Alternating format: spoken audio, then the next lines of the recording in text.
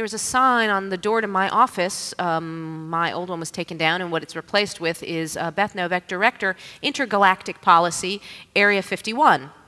And the reason I earned this title is because when we launched the Open Government participatory engagement process, we said, what should our open government policy be? And people said that you should release the records on the UFOs that have landed.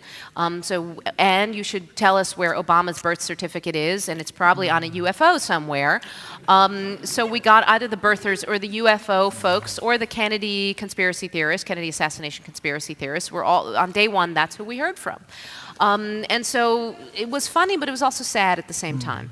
But what happened was, over the course of the evolution of that process, is by virtue of the fact that we're now using tools that allow communities to self-moderate their discussions and to do things like flag things that are off topic and move them to another page, and that we have evolved our thinking in terms of how this then relates to the First Amendment, because we're allowing people to self-moderate rather than government to censor.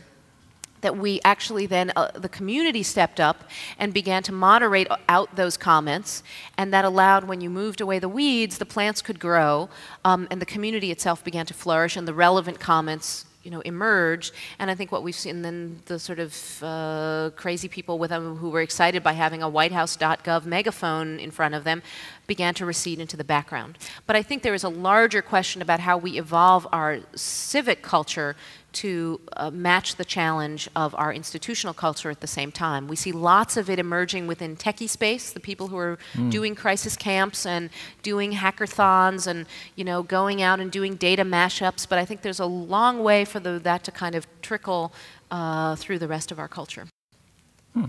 Lots to be done. Hacker culture takes over government.